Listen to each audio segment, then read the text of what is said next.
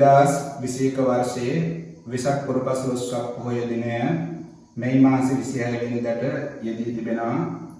ඔබ අප කවුරුත් දන්නවා සමස්ත ලෝකවාසී බෞද්ධ ජනතාවට ඉතාමත්ම වැදගත් වන පොහෝ දිනයක් තමයි වෙසක් පුර පසළොස්වක පොහෝ දිනය.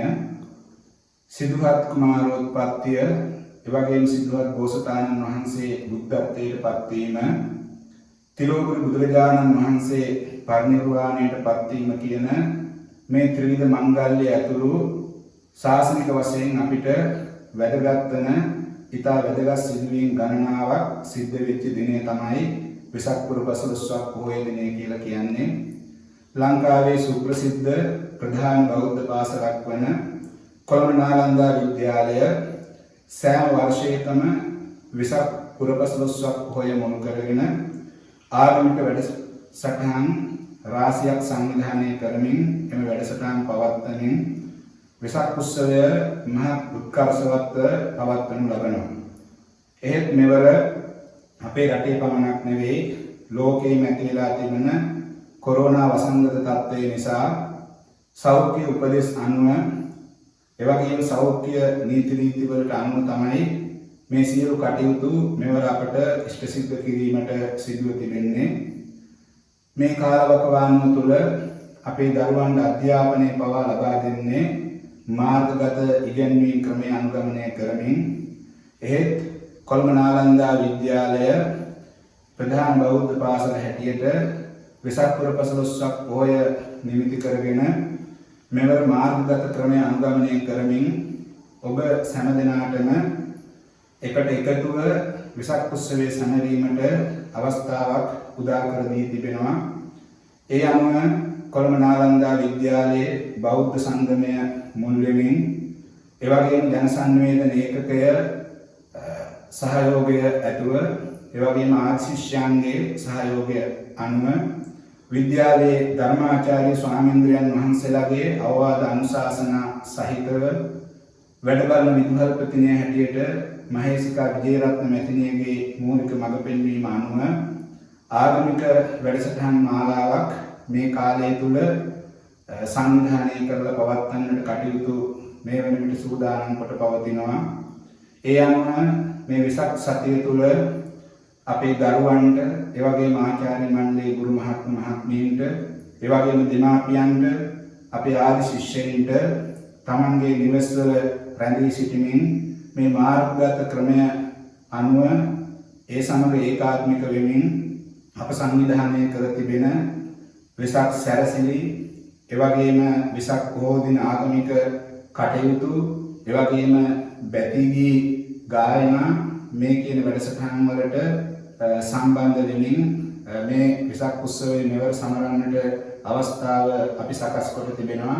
ඒ නිසා විද්‍යාලයේ බෞද්ධ සංගමයේ ප්‍රධාන අනුශාසක ස්වාමීන් වහන්සේ හැටියට මම ඉතා කරුණාවෙන් ඔබ හැම දිනාටම මතක් කරන්නේ මේ ඇති වෙලා තියෙන තත්ත්වය අනුව ඒ අභියෝගයට අපි මුහුණ දෙමින් මේ කාලවකවානුව තුළ අපේ දරුවන්ගේ අධ්‍යාපන කටයුතු වෙනුවෙන් අප කැප වෙනවා වගේම ප්‍රධාන බෞද්ධ පාසල හැටියට අපේ ප්‍රධානම පුර පසළොස්වක පොහොයක් වන මේ වෙසක් පුර පසළොස්වක පොහොය නිමිති කරගෙන පවත්වනු ලබන මෙම වැඩසටහන් සාර්ථක කර ගැනීම සඳහා ඔබ කාගේ සහයෝග එවැගේම උදව් උපකාර ලබා දෙමින් මේ වැඩසටහන් හා සම්බන්ධව තමන්ගේ සෞඛ්‍ය පිළිබඳව සැලකිල්ලක් දක්වමින් කටයුතු කරන හැටියට ඔබ හැම දිනාටම ඉතාමත්ම කාර්මිකව මේ අවස්ථාවේදී අපි සිහිපත් කරන අතර අප සංවිධානය කර තිබෙන වෙසක් වැඩසටහන් සමග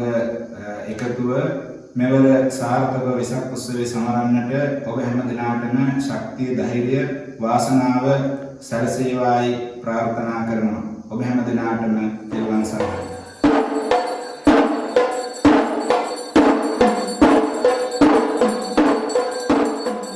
समन्त चक्रवालेषु अत्रा गच्छन्तु देवता सद्धम्मं මුනි රාජංස සුනන්තු සග්ග මොක්ඛදං ධම්මං ශ්‍රවණ කාලෝ අයං බදන්තා ධම්මං ශ්‍රවණ කාලෝ අයං බදන්තා ධම්මං ශ්‍රවණ කාලෝ අයං භදන්තා නමෝ තංස භගවතෝ අරහතෝ සම්මා සම්බුද්දන්ස නමෝ තංස භගවතෝ අරහතෝ සම්මා සම්බුද්දන්ස නමෝ තංස භගවතෝ අරහතෝ සම්මා සම්බුද්දන්ස අතපාපානි කම්මානි කරං බාලෝන බොංජති සේහි කම්මේහි දුම්මේදෝ අංගි දණ්ඩේහි තම්පදීති.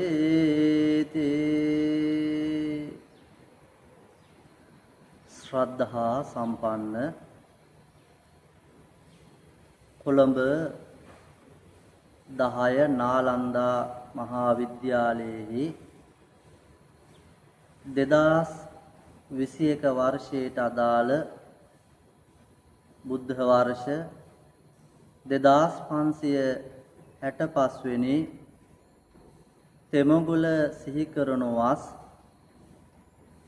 මේ සිද්ධ කරනු ලබන නාලන්දා පවුලේ සෑම සියලුම දෙනා දයට සුපසන් දරුවන් බිහි කිරීම වෙනුවෙන් දාන සීල භාවනා යන උදාර තුන් පුණ්‍ය ක්‍රියාව සිද්ධ කරන වකවානුවයි මේ. කොළඹ නාලන්දා විද්‍යාලයේහි ජ්‍යෙෂ්ඨාංශයේහි සහකාර විදුහල්පති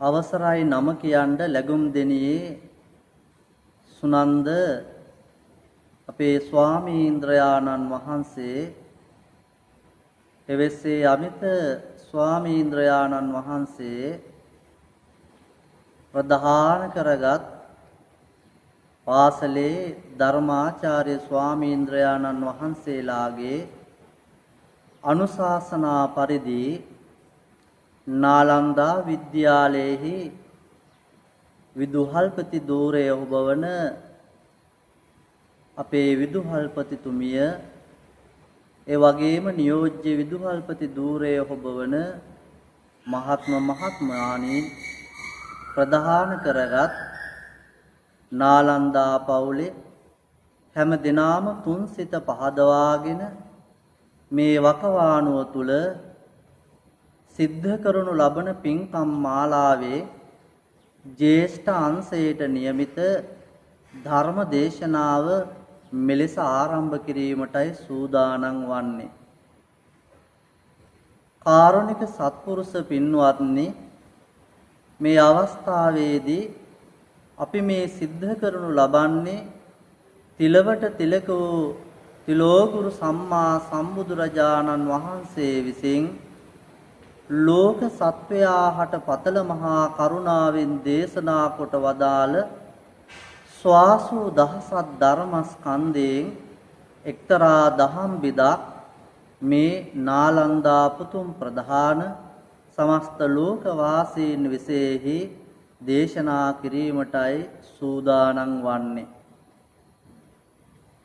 ලෝතර බුදුරජාණන් වහන්සේගේ මේ ගම්භීර ධර්මය මෙලව පරලොව දෙලව පිණිසම යහපත පිණිසම දේශනා කොට වදාළ මහා සුවිශේෂී වූ ශාන්ති ජනක ධර්ම දේශනාව. එදා ලෞතර බුදුරජාණන් වහන්සේ ජීවමාන සමයෙහි සූවිසි අසංකේය 9 කෝටි 60 ලක්ෂයක් දෙනා මේ ධර්මය හොඳින් ශ්‍රවණය කරලා සෝහන් ආදී මාර්ගඵලවලට පත් වෙලා තුන්තරා බෝධියකින් එක්තරා බෝධියකට පැමිණ සසරෙන් එතර වෙච්ච බව දහම තුල සඳහන් වෙනවා. උන්වහන්සේගේ මේ ජීවමාන ධර්මය අද මේ මොහොතේදී වෙසක් පුර 15ක පොහොය නිමිති කරගෙන අප විද්‍යාලයේ ජ්‍යෙෂ්ඨ අංශයේ සියලුම දෙනා උදෙසා අද දේශනා කරනු ලබන්නේ ධම්මපද පාළියේහි දණ්ඩ වග්ගයේහි සඳහන් වන 8 වන ගාථා ධර්මයේ තමයි මාතෘකා පාඨයේ හැටියට තබා ගත්තේ. අත පාපානි කම්මානි කරම් බාලෝන බුජ්ජති සේහි කම්මේහි දුම්මේදෝ අග්ගි දණ්ඩේහි තප්පති. පින්වත්නි, මාතෘකා පාඨයේ හැටියට මේ තබා ගත්තේ ධම්මපද පාළියට අයත් දණ්ඩ වග්ගයේ 8 වෙනි ගාථාවයි. මේ සරල අදහස නම් අකුසල් කරන අනුවණයා පාප කර්ම සිද්ධ කර එහි විපාකයේ බොහෝ විඳ යම් දවසක ගින්නෙන් දැවුණු පුද්ගලයෙකු මෙන් නැවත නැවත පසුතැවෙනවා කියන අදහසයි මෙහි සරල අදහස වශයෙන් තබා ගන්නේ. මේ ගාථා පාඨයට අනුව දහම් කරුණු විස්තර කිරීමට මත්තෙන් ඔබ හැම දිනාටම අප ශාන්තිනායක ලෝතුරා බුදුරජාණන් වහන්සේගේ චරිතාපදානයෙන් කරුණු බිඳක් සිහි කිරීමට කැමැති. මේ තුන් ලෝකයේම පහළ වෙච්ච ශ්‍රේෂ්ඨතම ශාස්ත්‍රූවරයා තමයි අපේ බුදුහාමුදුරුවෝ.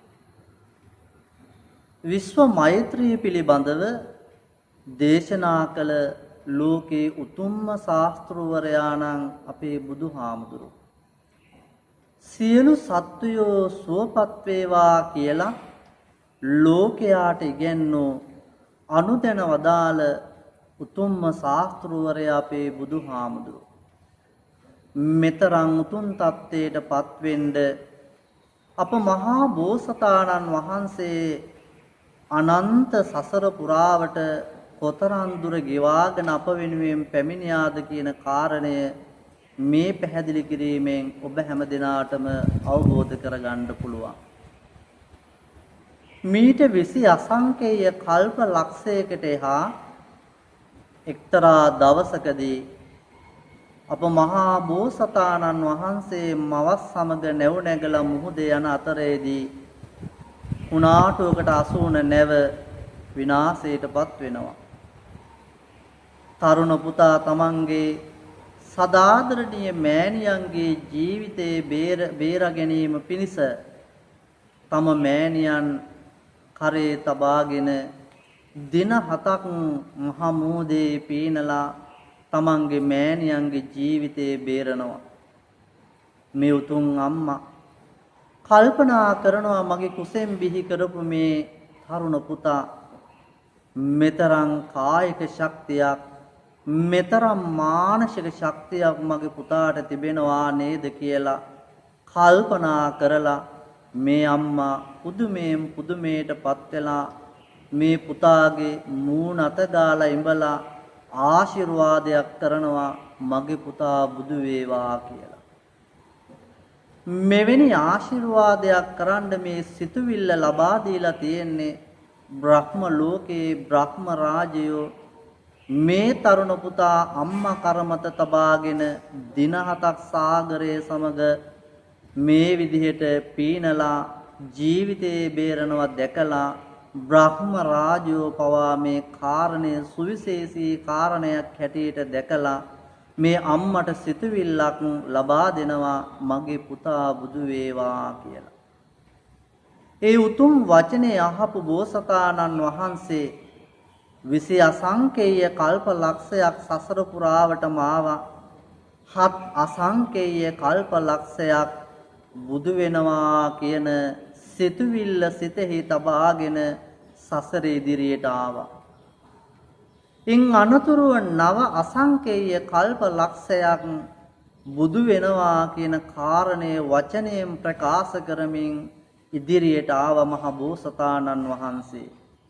දැන් හැමෝම මතකයට නගා ගන්න හත් අසංකේය කල්ප ලක්ෂයක් නව අසංකේය කල්ප ලක්ෂයක් වුණහම පින්වත්නි මෙතන 16 සංකේය කල්ප ලක්ෂයක් සම්පූර්ණ වෙනවා. 9යි 7යි 16යි 16ට තමයි පින්වත්නි 16 කියලා කියන්නේ. එහෙනම් 16 සංකේය කල්ප ලක්ෂයක් බුදු වෙනවා කියන කාරණය සිතේ තබාගෙන වචනයෙන් ප්‍රකාශ කරගෙන 16 සංකේය කල්ප ලක්ෂයක් පාරමී දම් පුරාගෙන සසරේ ඉදිරියට එන මහබෝසතාණන් වහන්සේට දීපංකර බුදුහාමුදුරෝ ගුණ ගැහෙනවා පින්වත්නි සුමේද නමින් ලොව පහළ වෙලා ඉන්න සමයේ. සුමේද තාපසතුමානෝ පින්වත්නි අෂ්ට සමාපත්තේ ලාභියෙක් හැටියටයි එදා භාවනා කරලා හිත දියුණු කරගෙන තිබුණේ.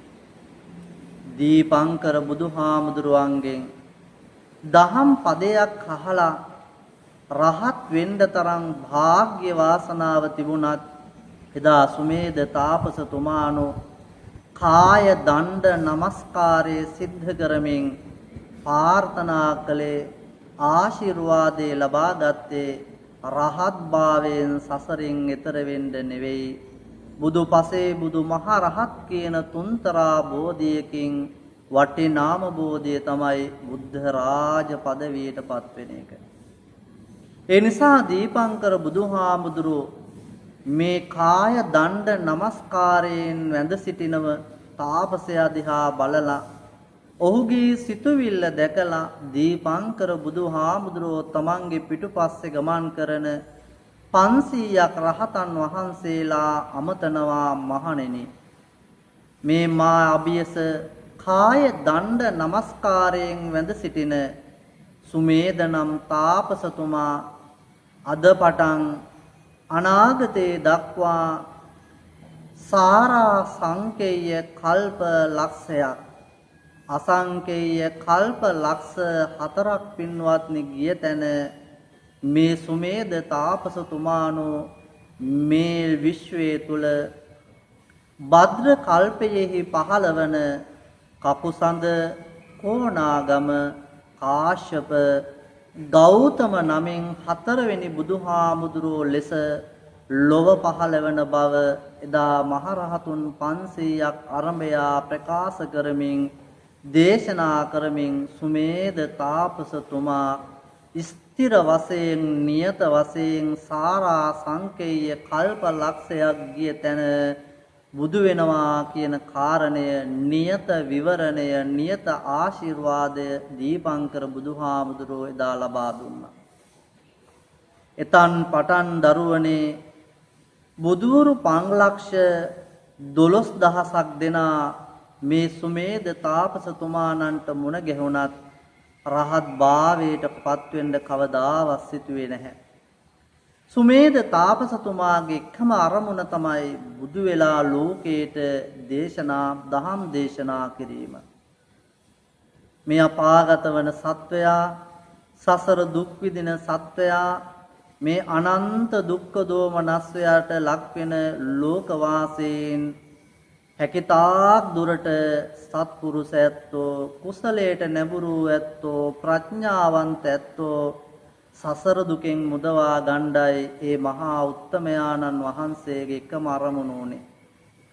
ඒ නිසා පින්වත්නි සත් අසංකේය කල්ප ලක්ෂයක් නව අසංකේය කල්පලක්ෂයක් සාරාසංකේය කල්පලක්ෂයක් කියන මේ විදිහට ඉදිරියට ආපු මහ බෝසතාණෝ සමස්තය 20 අසංකේය කල්පලක්ෂයක් පින්වත්නි සසරේ පෙරුම්දම් පුරාගෙන ආවේ අප වෙනුවෙන් වෙස්සන්තරාත්ම භාවයේදී පුජ්‍යලයකට මිනිසියෙකුට දිය හැකි සියලුම වස්තුන් දන් දීලා දාන පාරමිතා දාන උපපාරමිතා දාන පරමත්ත පාරමිතා කියන දානේ අංග තුනම සම්පූර්ණ කරගෙන බොහෝ පින් කුසල් රැස් කරගෙන තුසිත දිව්‍ය ලෝකේ සන්තුසිත දිව්‍ය රාජයා වෙලා තමයි අප මහා බෝසතාණන් වහන්සේ බුදු වෙන්න කලින් භවය තුල පහළ වෙන්නේ. කාලයාගේ යැවෑමෙන් අනිත් දිව්‍ය රාජයෝ ඇවිල්ලා ආරාධනා කරනවා සන්තුසිත දිව්‍ය රාජයාට පිළිවෙලින් 4 වෙනි දිව්‍ය ලෝකේ තුසිත දිව්‍ය ලෝකේ බෝසතාණන් වහන්සේලා 15 වන දිව්‍ය ලෝකේ තමයි තුසිත දිව්‍ය ලෝකය. මනුස්ස ලෝකයේ අවුරුදු 400ක් එම දිව්‍ය ලෝකේ එක දවසක් වෙනවා පින්වත්නි. ඒ නිසා බොහෝ කාලයක් තුසිත දිව්‍ය ලෝකේ වැඩ සිටිය අප මහා බෝසතාණන් වහන්සේට අනිත් දිව්‍ය රාජයෝ ඇවිල්ලා ආරාධනාවක් කරනවා.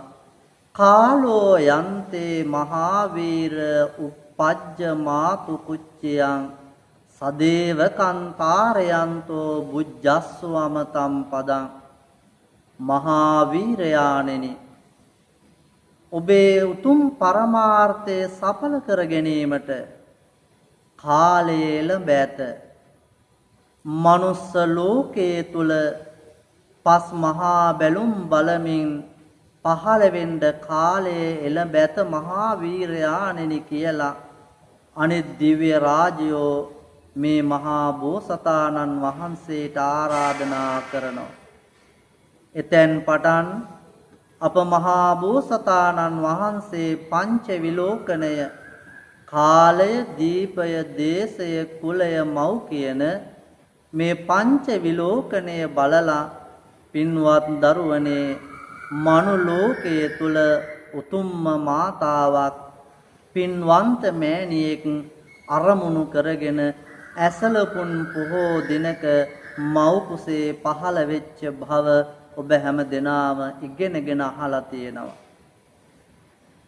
පින්වත්නි වෙසක් සඳ නැගී එන සමයෙහි එදා දෙව්දහා නුවරත් ඒ වගේම කිඹුල්වත් පුරයත් අතර පිහිටි සාල වනෝද්‍යානයේ තුල ගැප් පෙරහැරමින් ගමන් කරමින් සිටි මහා මායා උත්තමාවේගේ කුසෙන් සිද්ධාර්ථ කුමාරයාගේ උප්පත්තිය සිද්ධ වෙනවා. සිද්ධාර්ථ කුමාරයාගේ උප්පත්තිය සිද්ධ වෙන්නේ අද වගේ වෙසක් පුන් පොහෝ දිනකයි. එතන් පටන් සියලු ශිල්ප ශාස්ත්‍රයන් හදාරමින් රම්ම්‍ය සුරම්ම්‍ය සුභ කියන මාලිගා තුනක් පරිහරණය කරමින් අවුරුදු 16 දී විවාහ ජීවිතයට සම්ප්‍රාප්ත වෙලා ඒ වගේම රාහුල කුමාරයාගේ උපතින් පිය පදවියක් ලබලා ඉන් අනතුරුව ඇසලපුන් පොහෝ දාක අවුරුදු 29ක් සම්පූර්ණ වෙනකොට අප මහා බෝසතාණන් වහන්සේ සිද්ධාර්ථ කුමාරයාණෝ ගිහි ගෙය අතහැරලා යනවා අනෝමා ගන්තීරයට මහානදම් පුරන්න. පින්වත්නි අනෝමා ගන්තීරයේ තරණය කරලා සිද්ධාර්ථ මහ බෝසතාණන් වහන්සේ මිහිසරැවුල් බාලා මේ උතුම් චීවරය දරලා පැවිදි ජීවිතයකට පත් වෙලා එදා දරුවනේ දුෂ්කර ක්‍රියා සමය ගත කරනවා කිං කුසල ගවේසී සත්‍ය කුමක්ද කියලා බොහෝ අධ්‍යයනය කරමින් ආලාර කාලාම උද්ධක රාම පුත්ත ආදී ගුරුවරුන් අෂ්ට සමාපatti සප්ත සමාපatti ලාභී වූ ඒ ගුරුවරුන් අභියස ඒ සමාපත්තීන් ලබලා සමත භාවනාවෙන් නිවන් දැකීමට නොහැකි බව අවබෝධ කරගත් මේ උත්තමයානෝ දුෂ්කර ක්‍රියා සමය ආරම්භනවා. 6 අවුරුදු දුෂ්කර ක්‍රියා සමයෙන් අනතුරුව වෙසක් සඳ නැගී එන දවසක විසා නැකත එළඹෙනකොට පින්වත්නි අප මහා බෝසතාණන් වහන්සේ දස මරුම් පරාජය කරලා එදා මේ ලෝකේ ලබන්න තියෙන උත්තරීතර පදවිය සදාතනික නිවීම තමයි නිවන් දැකීම. උතුම් නිවනටපත් උනේ අද වගේ වෙසක් පුර 15ක පොහෝ දිනක. වෙසක් සඳ පූර්ණේ වෙන්න සති දෙකක් තිබියදී අප මහා බෝසතාණන් වහන්සේ මැදුම් පිළිවෙත අනුගමනය කරන්න ආරම්භ කරනවා පින්වත්නි. පින්වත්නි මැදුම් පිළිවෙත ආරම්භ කරන සමයෙහි සුජාතා සිටු දේවිය කිරිපිඩු රන් පාත්‍රයක සකස් කරගෙන ඇවිත් පූජා කරනවා.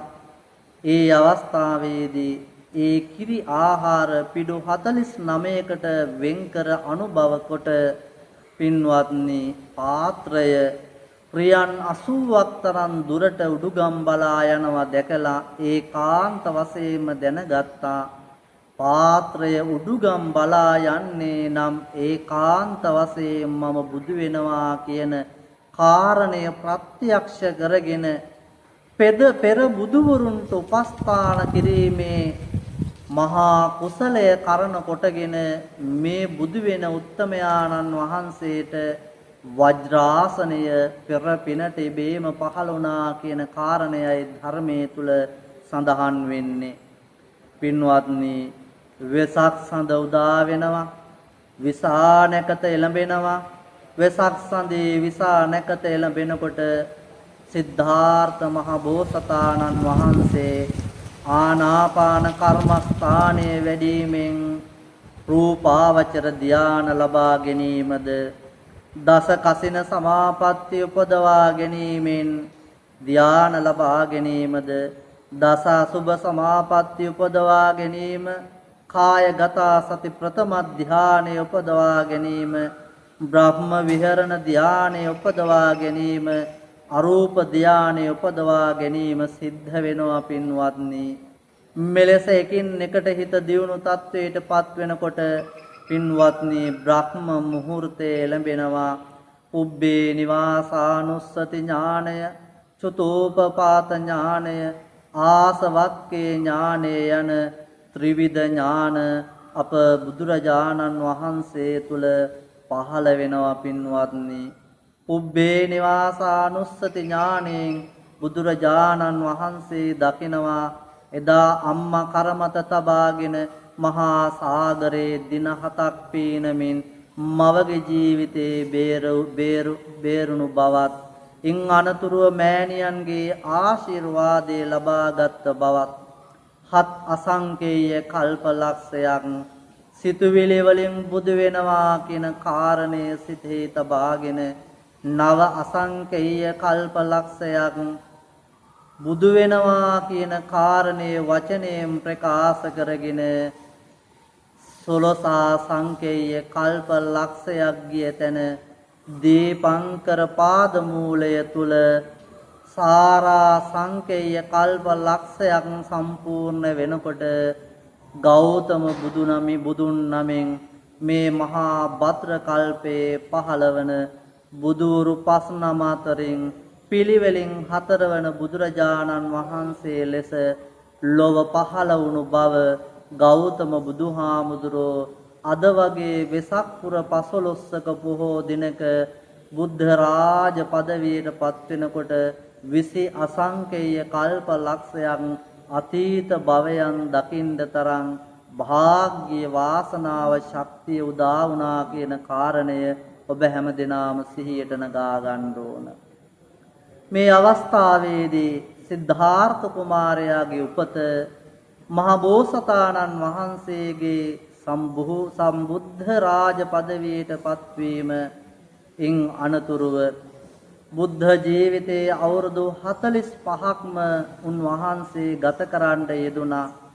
බුද්ධ රාජ ජීවිතය ලෝකයාට දහම් දෙසමින් වසර 45ක් ගත කරමින් සමස්ත ජීවිතය අවුරුදු 80ක් සම්පූර්ණ කරලා එදා ලිච්ඡවි රජදරුවන්ගේ මල්ල රජදරුවන්ගේ සාල උපවර්තන නම් සාල වන උද්‍යානයේදී සල් ගස් දෙකක් අතර ආනන්ද හාමුදුරුවන්ට ප්‍රකාශ කරනවා ආනන්දේනි අසුම් පණවන්න මම දැන් පරිනිර්වාණයට පත් වෙන්නයි සිද්ධ වෙන්නේ ඒ නිසා සූදානම් වෙන්න කියලා කාරණේ සිහි කරලා අසුම් පැනුණු පසු බුදුහාමුදුරෝ එම ආසනයේ සැතපීලා පින්වත්නි අවුරුදු 80ක් සම්පූර්ණ වන තැන උන්වහන්සේ අවසන් සුසුම් හෙළනවා පහනක් නිවි ගියාක් මෙන් උන්වහන්සේ සියලු සංස්කාර ධර්මයන්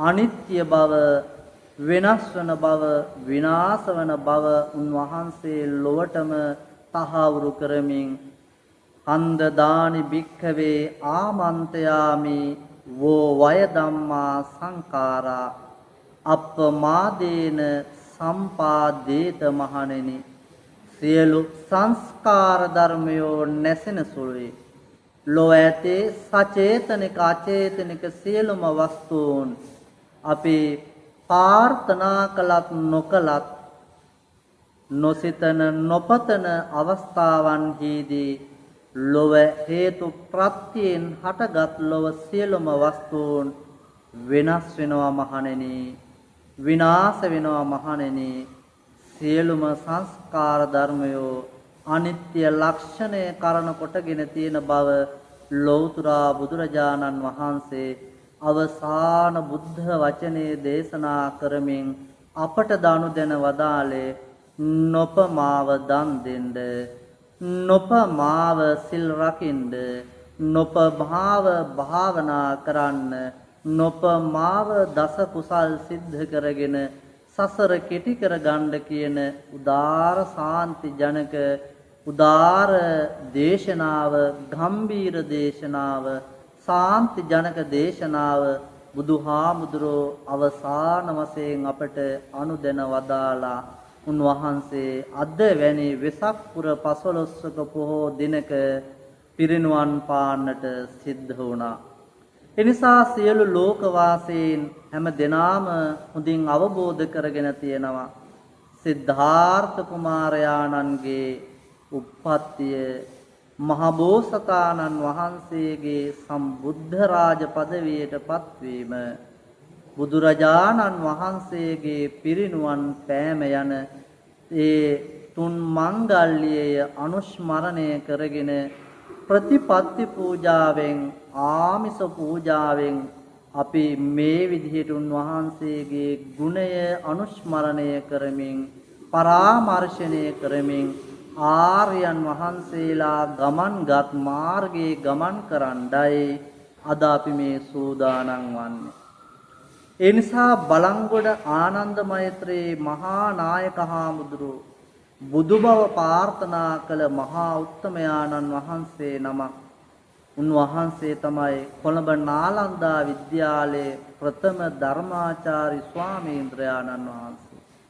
බුදුබව ප්‍රාර්ථනා කළ උත්තමයෙක් ආරම්භ කළ පාසලක් කොළඹ නාලන්දා විද්‍යාලය නමින් නාලන්දා යන නාමය ඒ වගේම ආදර්ශ පාඨය ලබා දෙමින් ප්‍රථම ධර්මාචාර්ය ස්වාමීන්ද්‍රයාණන් වහන්සේ වශයෙන් බලංගොඩ ආනන්ද මෛත්‍රී මහා නායක හාමුදුරුවෝ සේවය කළ අනුශාසනා කළ චරිතයෙන් අපට බොහෝ පාඩම් කියා දුන්න මහා පිම්බිමක් තමයි කොළඹ නාලන්දා විද්‍යාලය.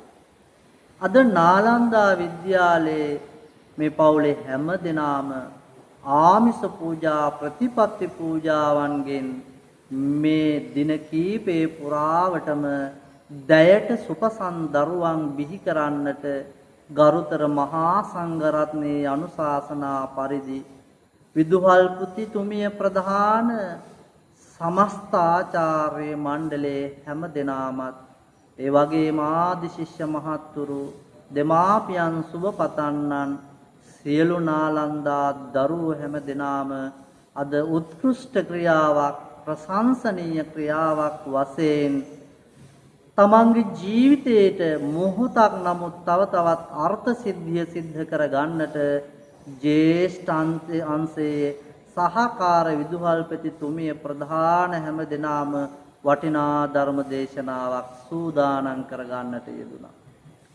අද මේ ධර්ම දේශනාවේ මාතෘකා පාඨයේ හැටියට මම මුලින් සඳහන් කරපු ආකාරයට ධම්මපද පාළියේ දණ්ඩ වර්ගයේ 8 වෙනි ගාථාවෙන් දහම් කරුණු කීපයක් අද ඔබ හැම දිනාටම අනුශාසනාව වශයෙන් සිද්ධ කරනවා. පින්වත්නි, අත පාපානි කම්මානි කරම් බාලෝ නබුජ්ජති සේහි කම්මේහි දුම්මේදෝ අග්ගි දණ්ඩේහි කප්පති. දරුවනේ, මෙහි සරල අදහස අකුසල් කරන අනුවණයා බාලයා පෞකාර තැනැත්තා එම පාප ක්‍රියා සිද්ධ කරලා අනන්ත නරක විපාක විඳිනවා. අනන්ත නරක විපාක විඳලා ඉන්න අතර වෙන්නේ නැහැ. ගින්නට අසු වෙච්ච මිනිස්සෙක් දැවෙන්නේ පිච්චෙන්නේ යම්සේද අන්නේ හා සමානව දැවෙනවා පිච්චෙනවා පසුතැවෙනවා කියන කාරණයයි මේ තුලින් පැහැදිලි කරන්නේ. මේ ගාථාව දේශනා කරන්න හේතුව තමයි මහා මොග්ගල්ලාන මහරහතන් වහන්සේ රජගහ නුවර සිට වේළුවනාරාමේ දක්වා ලක්කන හාමුදුරුවෝ සමගින් මගදේට පිඬුසිඟා වඩිනවා. මහා මොග්ගල්ලාන මහරහතන් වහන්සේ එක්තරා තැනකදී සිනාහ පහල කරනවා.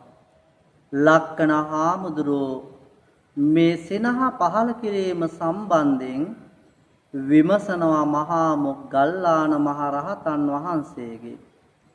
ස්වාමීනි, ඔබ වහන්සේ සිනහ පහල කරන්නේ මක් නිසාද? මොග්ගල්ලාන මහරහතන් වහන්සේ ලක්කන හාමුදුරුවන්ට පවසනවා, ලක්කන හාමුදුරුවනේ, මගේ සිනහව පිළිබඳව බුදුහාමුදුරුවෝ අභිමුඛයේදී මගෙන් අහන්න මං එතනදී ඔබේ ප්‍රශ්නයට පිළිතුරු සපයන්නම් කියලා දිගටම පිඬුසිඟා වඩිනවා.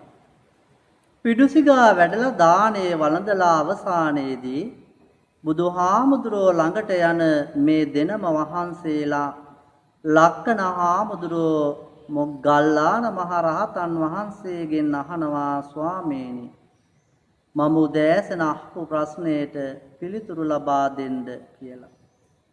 එතෙන්දී බුදුහාමුදුරුවෝ මේ දෙදෙනාගේ කතාව අහගෙන ඉඳලා බුදුහාමුදුරුවෝ ඉදිරිපිට මහා මොග්ගල්ලාන හාමුදුරුවෝ සිහි කරන්නේ කුමක්ද?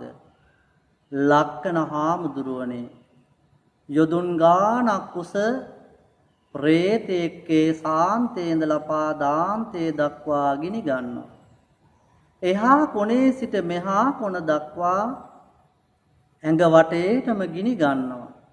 යොදුන් ගානක් කුසයි, යොදුන් ගානක් පළලයි, මහා ශරීරයක් තියෙන ප්‍රේතයෙක් එක දිගටම ගිනි ගන්නවා.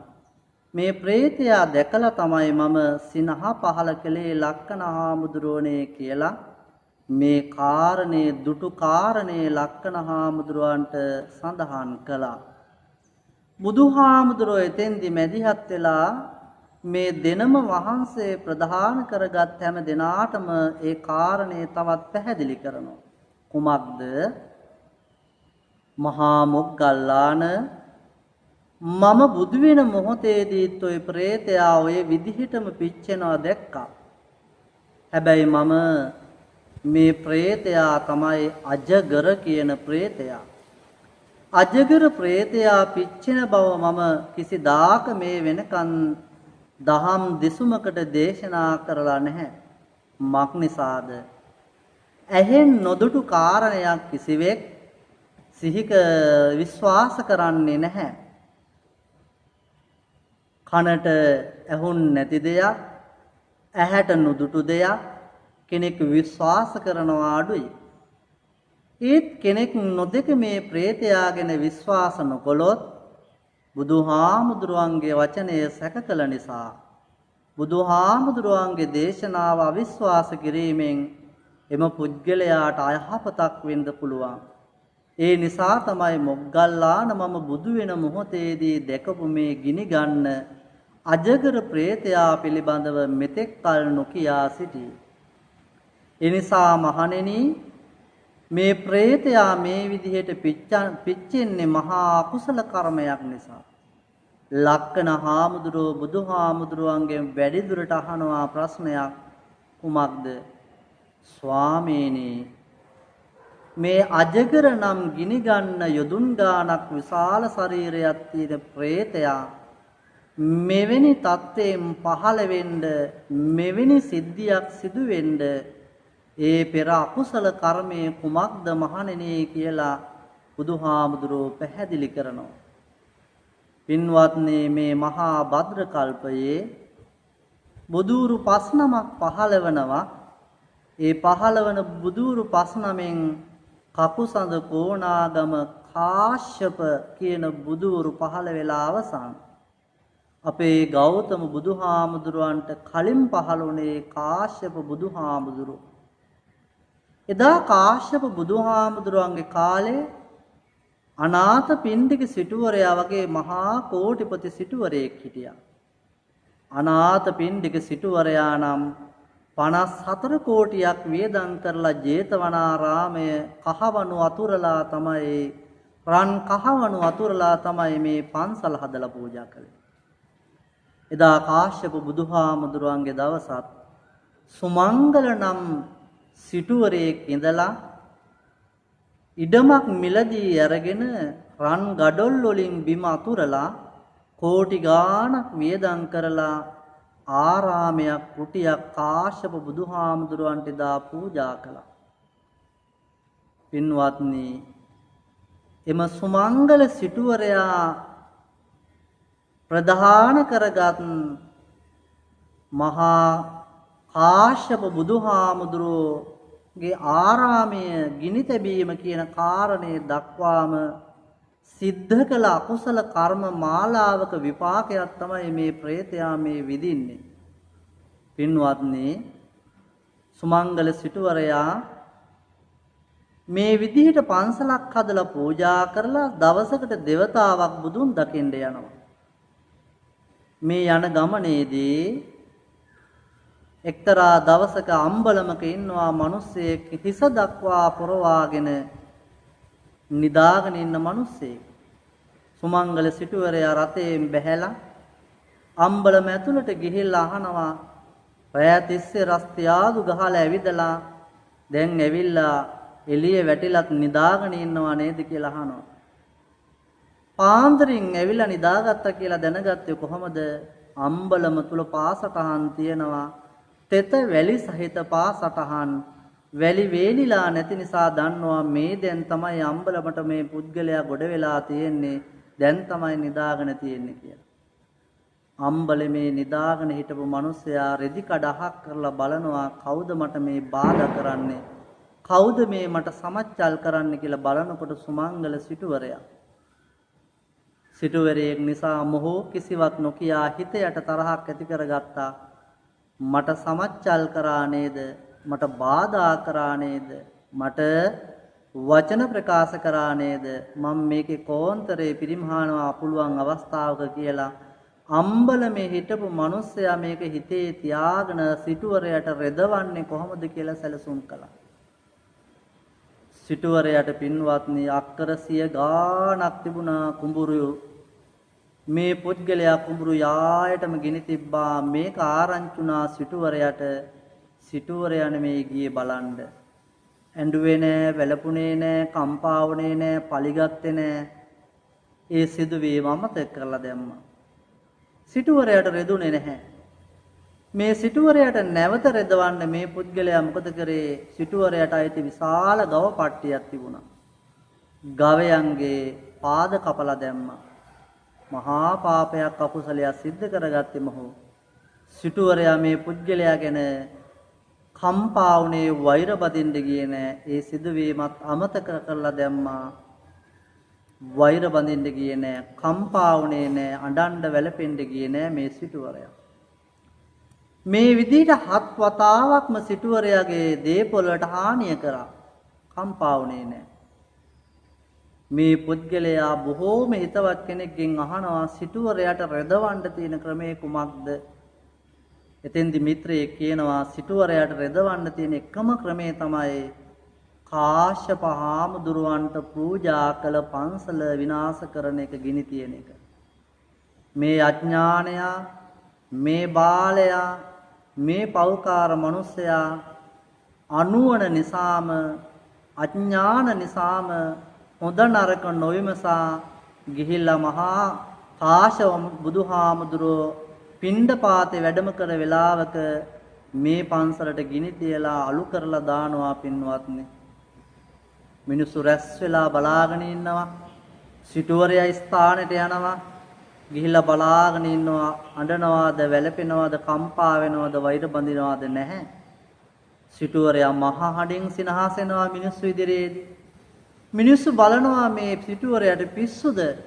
මෙච්චර කෝටි ගානක විපත්තියක් වෙලා තියෙන වෙලාවක සිනහසෙන්නේ ඇයි?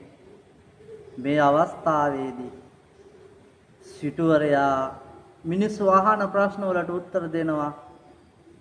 මම සිනහසෙන්නේ මේ කාශ්‍යප බුද්ධ ශාසනය තුල මට නැවත වාරයක් පන්සලක් හදන්න සිද්ධ වෙනවා. නැවත වාරයක් පන්සල හදලා මට පූජා කරන්න පුළුවන්.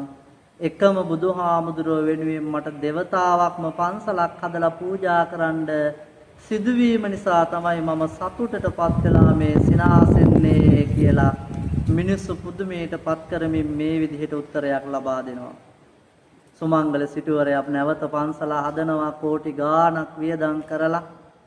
එකලා දවස් 7ක් පූජාවල් උත්සව පවත්වනවා.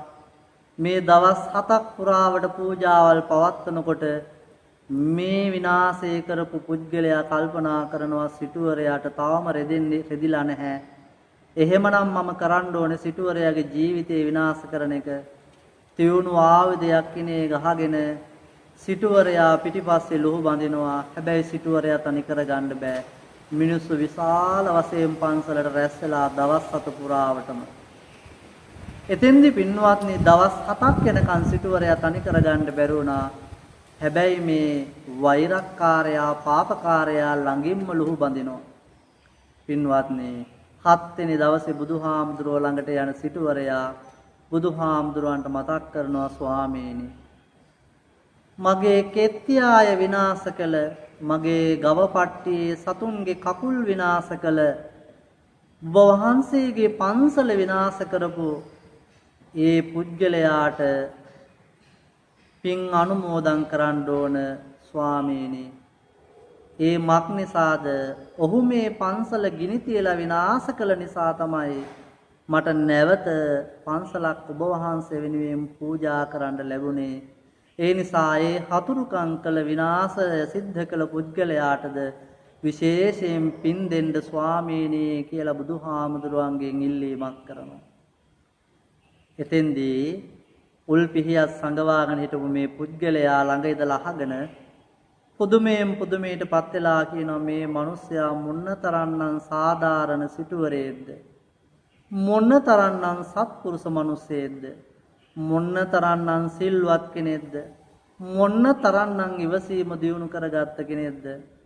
සාමාන්‍ය මිනිසෙක් නෙමෙයි, මහා උතුම් සිටුවරයෙක් නේද කියලා උල් පිහිය පැත්තකට විසි කරලා සිටුවරයා ළඟට ගිහිල්ලා වැඳ සමාව ගන්නවා.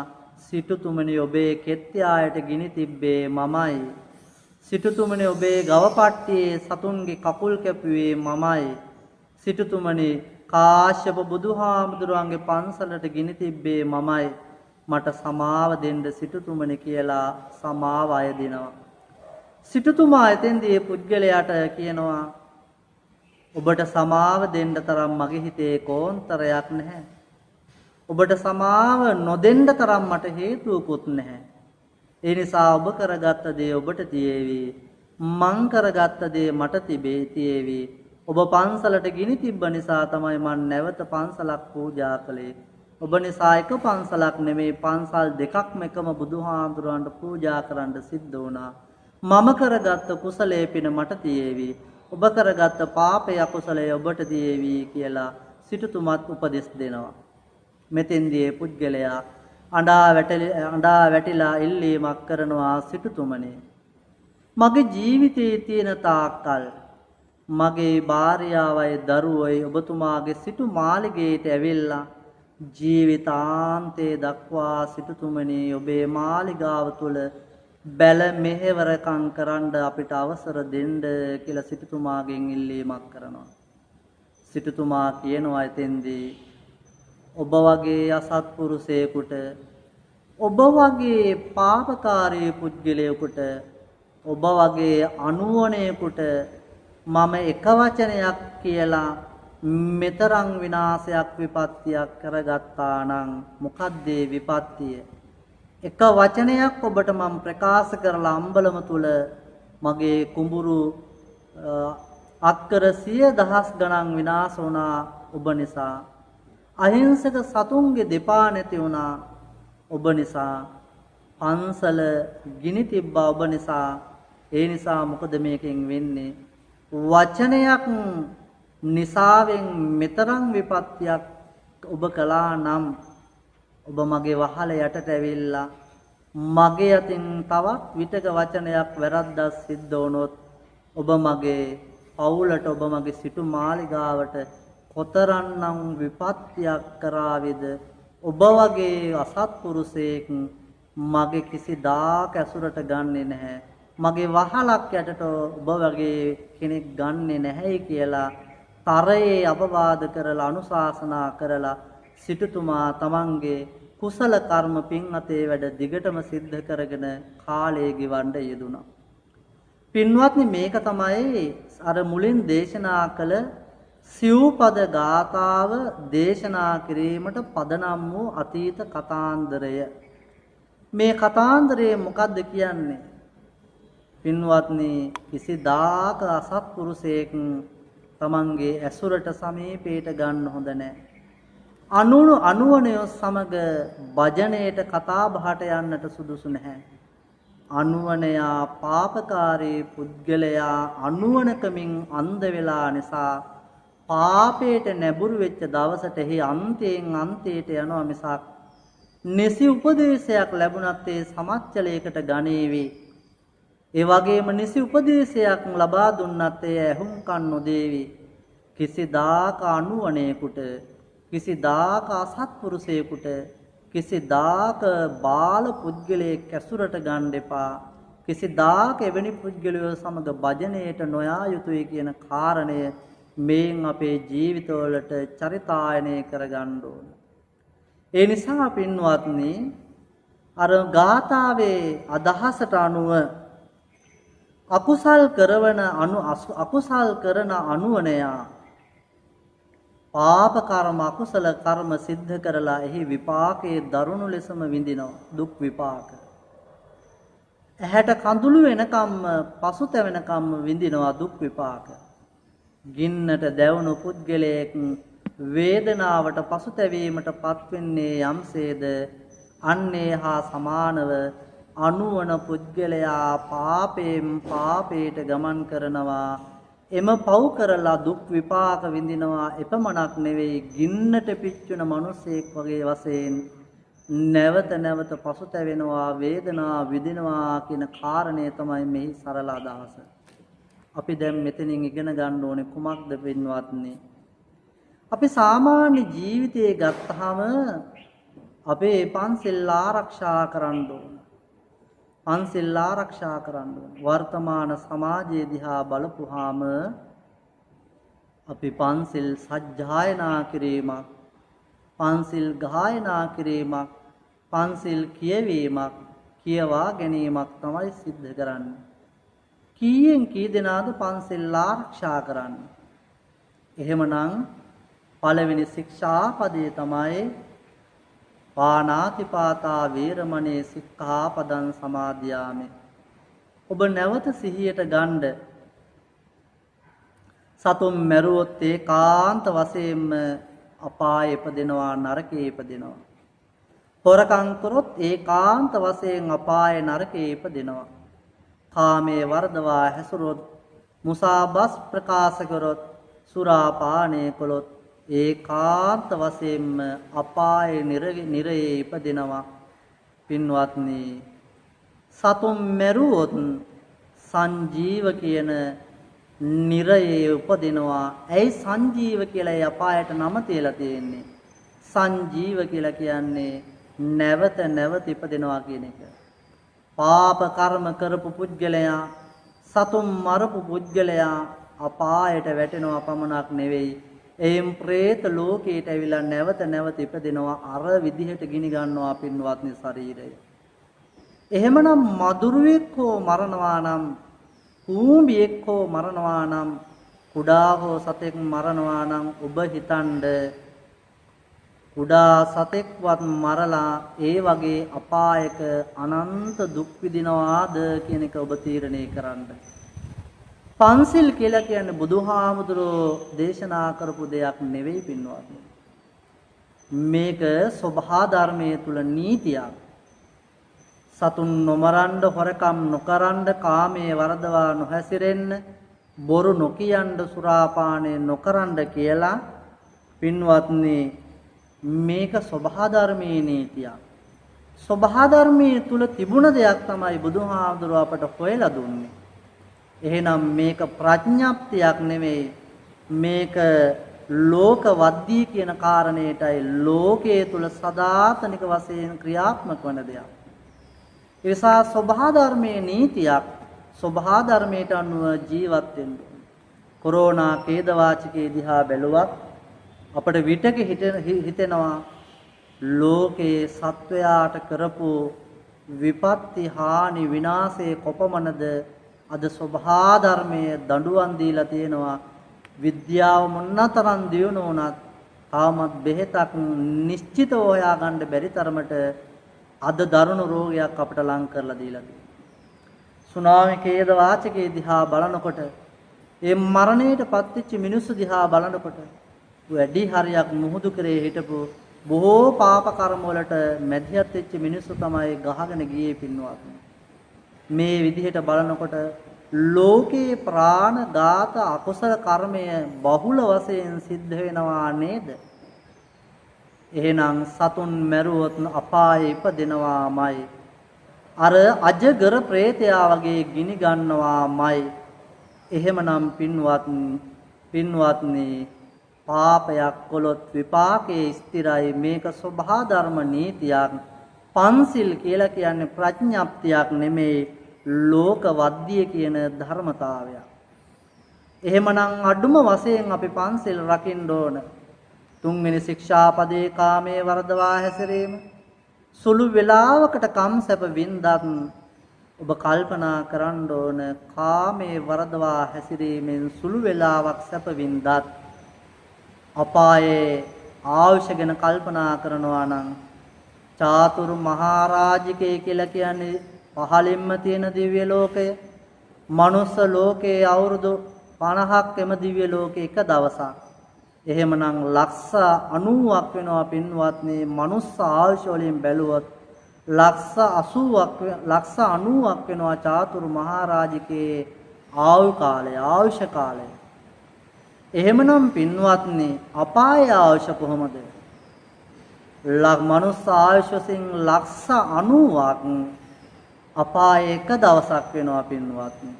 එවැනි දවස් 500ක් අපායේ ඉන්න වෙනවා. මනුස්ස ලෝකේ ලක්ෂ 90ක් ආයුෂ අපායේ එක දවසක්. එවැනි දවස් පින්වත්නි 500ක් අපායේ ආයුෂ වෙනවා සංජීව නරකේ. ඒ නිසා කල්පනා කරගන්න ඕන, අපි සුළු සැපක් විඳලා සුළු ද්වේෂයක්, සුළු ආසාවක් කරන කොටගෙන යම් අකුසලයක් පාපයක් සිද්ධ කරලා අපේ අපායේ බොහෝ කල් ආයුෂ ගෙවනවාද දුක් විඳිනවාද කියන කාරණය ඔබ හැමදෙනාම තීරණය කරන්න. පන්සිල් කියන්නේ ලෝකවද්‍ය, මේක සබහා ධර්මයේ නීතියක්. බුදුහාමුදුරුවෝ කෙනෙක් පහළ වෙච්ච නිසා තමයි මේක කරන්න එපා කියලා අපිට කියලා දුන්නේ. නැත්නම් කවදාවත් සතුන් මැරීම පාපයක්, හොරකම් කිරීම පාපයක්, කාමයේ වරදවා හැසිරීම පාපයක් කියලා දෙන්න කෙනෙක් මේ ලෝකෙ ඉන්නේ නැහැ. බුදුහාමුදුරුවෝ පහළ වෙච්ච නිසා තමයි සබහා ධර්මයේ තුල තිබිච්ච ධර්මතාවයේ නීතිය අපට හොයලා දුන්නේ. බුදුහාමුදුරුවෝ දේශනා කළ නිසා තමයි අපේ තරමක් හෝ පාප කර්ම වලින් වැළකීලා ඉන්නේ. පන්සිල් වලින් ඔබට යන්න පුළුවන් තව සිල්පද 3ක් එකතු කරන්න පුළුවන් 8 සිල්. පොය දවසට 8 සිල් සමාදන් වෙන්න පුළුවන්. පොය දවසට 8 සිල් සමාදන් වෙනවා කියන්නේ 5කට වඩා තව 3ක් එකතු කරපුවාම 8 සිල් වෙනවා. පින්වත්නි, ආහාර වේලක් ගත්තා කියලා විකාල භෝජනා වේරමණේ සික්ඛාපදං සමාදියාමි. ආහාර ටිකක් ගත්තා කියලා අපාගත වෙන්නේ නැහැ පින්වත්නි. හැබැයි 8 සිල් වල අවේලාවේ ආහාර ගන්න එපා කියලා තියෙනවා පින්වත්නි. ඕන්නම් පින්වත්නි 8 සිල් නෙමේ 10 සිල් උනස් සමාදන් වෙන්න පුළුවන්. 5ට 3ක් එකතු කරපුවාම 8 සිල් වෙනවා. 5ට 5ක් එකතු කරපුවාම 10 සිල් වෙනවා. එහෙනම් 8 සිල් තියෙන්නේ 10 සිල් තියෙන්නේ නිවනට ළඟා වෙන්නයි බුදුහාමුදුරුවෝ 8 සිල් සහ 10 සිල් දේශනා කළේ. එහෙමනම් අනිසිලස ආහාර ගන්න එපා කියලා කිව්වේ නිවනට ලං වෙන්න ඕන නිසා පින්වත්නි. නැටුම් ගැයුම් වැයුම් ආදී දේවල් වලින් දවසකට හෝ අයින් වෙන්න කීවේ. එම ආසාව තණ්හාවෙන් අයින් වෙන්න කියලා කීවේ නිවනට ලං වෙන්න ඕන නිසා. නැත්තම් අවේලාවේ කෑවට අපාගත වෙන්නේ නැහැ. නැටුම් ගැයුම් වැයුම් සිද්ධ කරා කියලා අපාගත වෙන්නේ නැහැ පින්වත්නි. හැබැයි නිවන් දකින්න නම් ආසාව දුරු කරන්න ඕන. තණ්හාව දුරු කරන්න ඕන. දවසකට හෝ නැටුම් ගැයුම් වලින් අයින් වෙන්න කීවේ පොය දවසට නිවනට ලං වෙන්න ඕන නිසායි. ඒ වගේම දවසකට එක වේලක් හෝ නොකා ඉන්න කියලා කීවේ කෑමට තියෙන ආසාව දුරු කරන්න ඕන නිසා, නිවනට ලං වෙන්න ඕන නිසායි. නැත්තම් ආහාර අනුභව කරලා අපාය ගියපු කෙනෙක් මේ ලෝකේ නෑ පින්වත්නි. ඒ නිසා ලෝකවද්දී කියලා කියන්නේ පන්සිල්. ඒ වගේම තමයි පින්වත්නි ප්‍රඥප්තිවද්දී කියලා කියන්නේ 8 සිල් සහ 10 සිල්. බුදුහාමුදුරන්ගේ ප්‍රඥප්තියක්, බුදුහාමුදුරන්ගේ ප්‍රඥප්තියක් තමයි 10 සිල් සහ 8 සිල් සහ අනිත් සිල්. ඒයයි පින්වත්නි අපාගත වෙන එකෙන් වළකිනවා වගේම නිවනට ලං කරන්න ඕන නිසා තමයි 8 සිල් 10 සිල් අනිකුත් සිල් දේශනා කරලා තියෙන්නේ. පන්සිල් දේශනා කරලා තියෙන ලෝකවද්‍යයක්, මේක සබහා ධර්මයේ නීතියක්.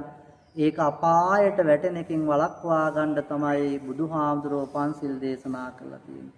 ඒ නිසා දස කුසල් කියලා ධර්මයේ තුල දේශනා කරනවා.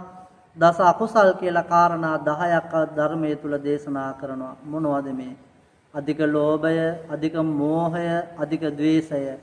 ගැටෙන්න හොඳ නැහැ, ඇලෙන්න හොඳ නැහැ, මුලා වෙන්න හොඳ නැහැ. ඒක අකුසලයක්. බුරු කියන එක, කේලම් කියන එක, හිස් වචන කියන එක, පරුස වචන කියන එක අකුසලයක්. සත්‍ය වචන කියන්න ඕන, අර්ථවත් වචන කියන්න ඕන, ප්‍රියමනාප වචන කියන්න ඕන, සමගි සම්පන්න වචන කියන්න ඕන. ඒ වගේම සතුන් මැරීමෙන් වැළකීලා මෛත්‍රී කරන්න ඕන. වරකම් කිරීමෙන් වැළකීලා අන්සතු දේපල ආරක්ෂා කරන්න ඕන. කාමයේ වර්ධවා හැසිරීමෙන් වැළකීලා සදාචාර සම්පන්නව ජීවත් වෙන්න ඕන. දස අකුසලයෙන් වැළකීලා දස කුසලයට නැඹුරු වෙච්ච කෙනා පින්වත්නි නිරයට අපායට කිසිදාක යන්නේ නැහැ. ඔබ එහෙමනම් කිසිදාක අනුවණේක්, කිසිදාක පාපකාරයෙක් ඇසුරට නම් ගන්න එපා පින්වත්නි. අනුවණයාන් දවසින් දවස මොහොතින් මොහොත පාපයට තමයි නැඹුරු වෙන්නේ, අපාගත වෙනවා ඒකාන්ත වශයෙන්. කොහොමද?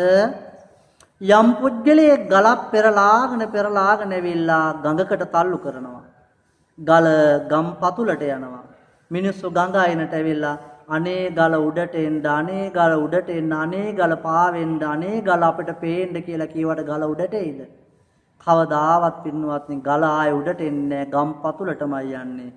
අකුසල් කරපු කෙනා, පාප කර්ම කරපු කෙනා යන්නේ අපායටමයි පින්වත්නි, ගඟ පතුලට ගල යනවා වගේ. පින්වත්නි තෙල් ටිකක් ගිතෙල් ටිකක් වතුරකට දාලා මිනිස්සු ටිකක් ගඟ අයිනට ගිහිල්ලා එහෙනම් එම විලකට පොකුණකට වැවකට තෙල් භාජනයක් දාලා තෙල් ටික යට යන්න කිව්වට තෙල් යනවද යට? තෙල් යට යන්නේ තෙල් ටික පාවිවීමයි තියෙන්නේ. දස අකුසල් නොකර දස කුසල් කරලා පන්සිල්වත් අඩුමතරමින් ආරක්ෂා කරන පුද්ගලයා කිසිදාක පින්වත්නි අපායට යන්නේ නැහැ. සුගතියේ මනුස්ස ලෝක, දේව ලෝක, බ්‍රහ්ම ලෝක වලට තමයි යන්නේ. ඒ නිසා මෙවැනි වෙසක් පුන් පොහෝ දවසක බුදුහාමුදුරුව අපට අනුදැන වදාළේ කුමක්ද? සියලු පාප කර්ම වලින් දුරු වෙන්න, සියලු කුසල් සිද්ධ කරන්න, සිත පිරිසුදු කරගන්න කියන එකයි සියලු බුදුවරුන් සබ්බ පාපස් අකරණං කියන සිව්පද ගාථාවෙන් අනුදැන වදාළේ. එහෙනම් මගේ සමස්ත ධර්ම දේශනාව තුළින් මේ ජේෂ්ඨ දරුව ප්‍රධාන නාලන්දා පවුලේ හැම දිනාටම ලෝක වාසීන්ටම මම අනුදැන වදාරන්නේ කුමක්ද?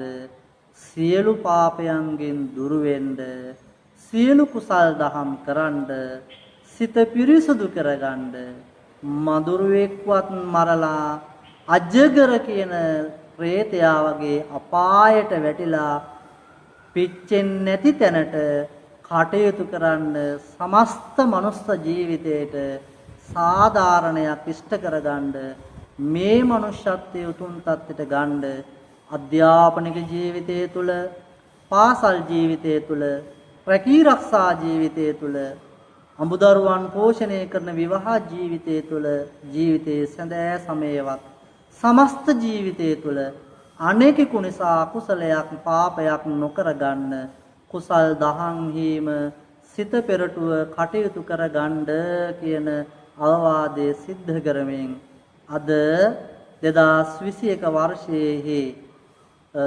නාලන්දා දරුවෝ හැමදෙනා වෙනුවෙන්ම සිද්ධ කරනු ලබන සුපසන් දරුවන් දැයට දායාද කරන්නට මේ උදාර තුන් පුණ්‍ය ක්‍රියාව ආමිස පූජාවෙන් ප්‍රතිපත්ති පූජාවෙන් අර්ථවත් කරන්නට යෙදුනා.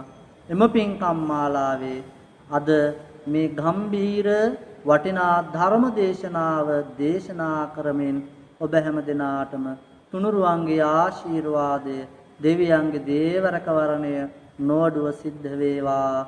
ලෝකයට එළඹ තිබෙන්නා වූ රෝග බිය, මරණ බිය, අමනුෂ්‍ය බිය, සියලු දුක්ඛ දෝමනස්යන් දුරින් දුරව දුරු වේවා, ලොව සුවපත් වේවා කියලා ප්‍රාර්ථනා කරමින් දහම් දෙසුම අවසන් කරනවා.